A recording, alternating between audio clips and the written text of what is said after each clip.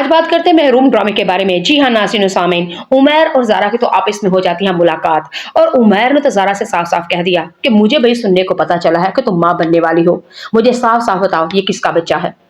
ज़ारा ने जब उमैर की ये बात सुनी तो कहा कि घटियापन की और हड हरामी की और तुम जैसे जाहिल गवार की भी कोई एक हद होती है। ज़ारा ने उमैर से कहा कि अपनी लिमिट में रहो और तुम्हें ये कहते हुए कि शर्म क्यों नहीं आई? तुम्हें नहीं पता ये किसका बच्चा है? उमैर आगे से कहेगा ये मुझ बस यही तो फर्क निकालना था कि ये साद का बच्चा है या फिर मेरा बच्चा। ज़ारा ने आगे से कहा तुम्हारी बला से तुम जो मुझे मैं तुमसे यही उम्मीद रखती थी। जितना भी घटियापन मैं सोचूं ना उमैर उतना भी थोड़ा है। अब साद के ऊपर कीचड़ मत उछालो, जो मैं हूं मुझे बुरा भला कहो। अब मैं तुम्हें साद के ऊपर उंगली उठाने के लिए नहीं दूंगी।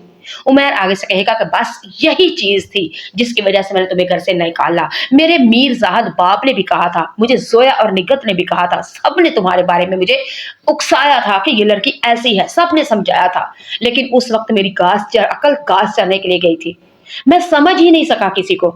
और ज़ारा ने कहा कि चलो ठीक है, तुम्हें जब किसी ने समझाया था तो समझ जाते, लेकिन अफसोस वाकई तुम अकल के पैदल थे। चलो खैर, देर आए और दुरुस्त आए, तुम अब मुझे समझ चुके हो तो ठीक है, अब दो ना तलाक और फारिग करो। और आगे से उमैर ने कहा बड़ी चालाक और होशियार हो, अब माँ बनने वाली हो और मैं तलाक दूं भी तो तलाक नहीं होती। और बात सुनो, तुम क्या समझती हो बार बार मुझे ये कह के कि मुझे तलाक दो तलाक दो तलाक दो, तो क्या मैं तुम्हें तलाक दे दूंगा?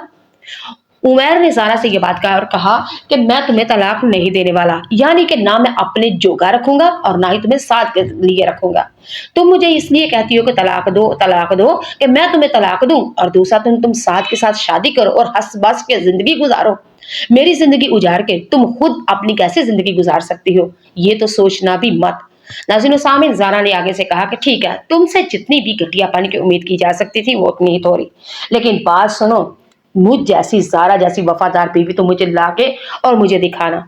और ये जो जोया तुम्हें पटियां पढ़ा रही है ना, कभी कुछ कभी कुछ, जोया क्या, तुम्हारा बाप मीर जाहिद और निगत भी जो भी पटियां पढ़ा रही हैं उनके पटियों के पर करो।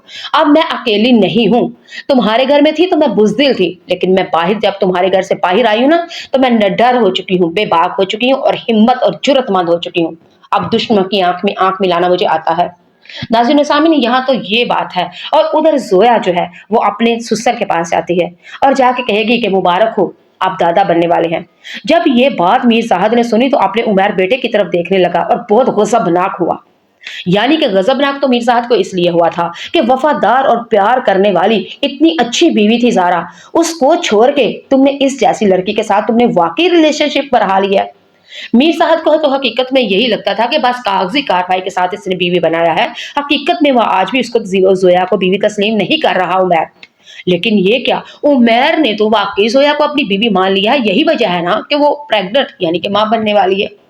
और उमैर जाहद को तो बहुत ही ज्यादा गुस्सा आया और उमैर से कहता है कि घर के कामों में और अपनी बीवी को हर वक्त प्यार मोहब्बत करने के अलावा कभी ऑफिस में भी आके देख लिया करो, कभी बिजनेस भी संभाल लिया करो। हालांकि ये तुम्हारी जिम्मेदारी है, मैं बूढ़ा और मैं अपने कमजोर कंधों के ऊपर कितना भी बिजनेस का बोझ उठाऊं, लेकिन नहीं, तुम्हारी बीवी जो तुम्हें कहती है तुमने वही करना है। तुम्हें अपने बुढ़े बाप की इज्जत का क्या ख्याल? नाज़रीन सामीन, यहाँ पे बात ही नहीं, यानी कि जोया जैसी मक्कार चालबाज लड़की वो तो मीर जाहद यानी अपने मामू ससुर की सगी नहीं, वो ज़ारा की सगी नहीं और वो उमैर की सगी नहीं, यहाँ तक कि वो अपने पैदा करने वाली माँ की भी सगी नहीं। निगहत जो कि कमरे में बैरी होती है और कैंसर जैसे मर्ज में मुब्तला होती है, अल्लाह माफी दे, अल्लाह माफी दे। और जब के मीर साहब कमरे में जाता है और जाके आवाज देता है कि निगहत निगहत बात सुनो, लेकिन निगहत ऊंधे मुंह गिरी होती है। लेकिन मीर साहब ने तो निगहत को देखा, ऐसे लगा कि जैसे वो सोई हुई है। मीर साहब कमरे में जाके बेड पे बैठ जाता है और जाके कहता है कि भाई, पहले तुम तो घटिया मक्कार और शातिर लड़की थी, लेकिन वही आफरीन है, जो बच्ची तुमने पैदा की है वो तो तुमसे भी 4 गुना आगे है। यानी कि पीएचडी उसने मक्कारी और चालबाजी में उसने पीएचडी की हुई है। यानी कि मैं तो तुम्हें मुबारक देने आया हूँ। निगहत यानी कि मीर साहब निगहत के कमरे में आके निगहत को कहता है कि मैं मुबारक देता हूँ कि तुमने जो बेटी पैदा की है वो एक नंबर की मक्कार शातिर और चालबाज है। जो चाले तुम्हें नहीं आई और जो चाले मुझे नहीं आई वो चाले तुम्हारी बेटी कर दिखाई।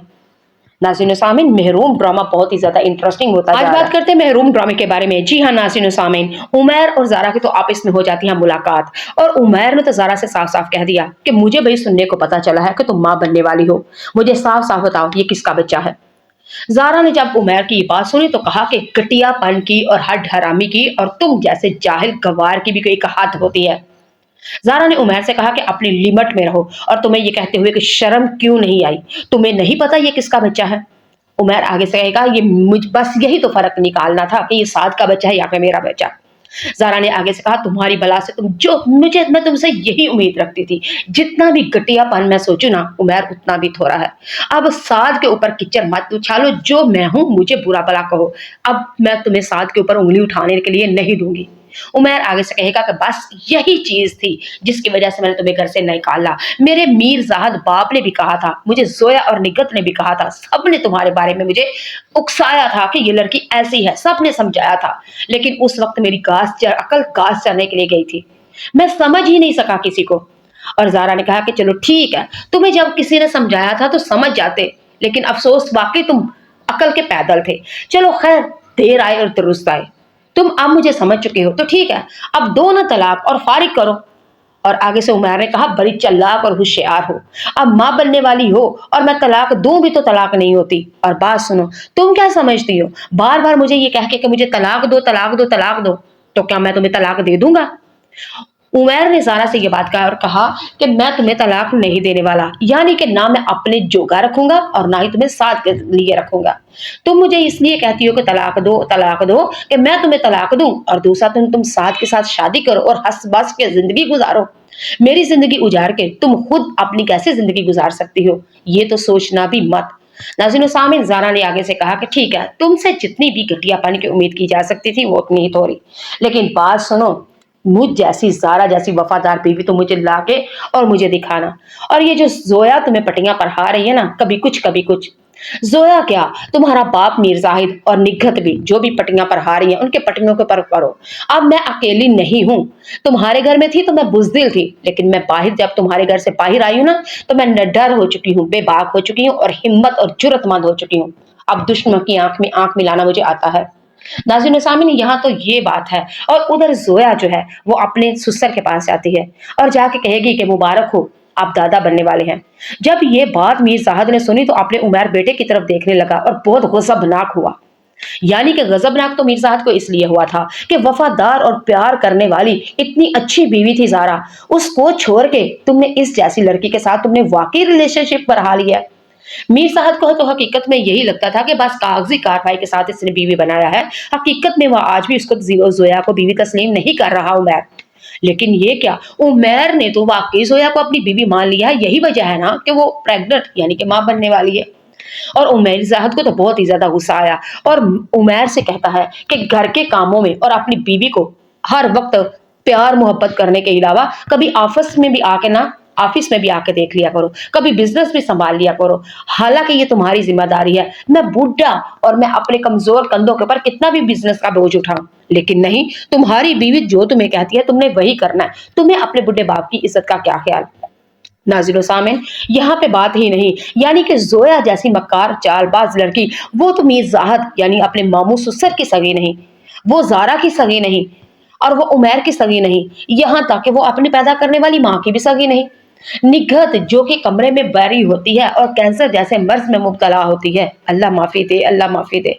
और जब के मीर साहब कमरे में जाता है और जाके आवाज देता है कि निगहत निगहत बात सुनो, लेकिन निगहत ऊंधे मुंह गिरी होती है।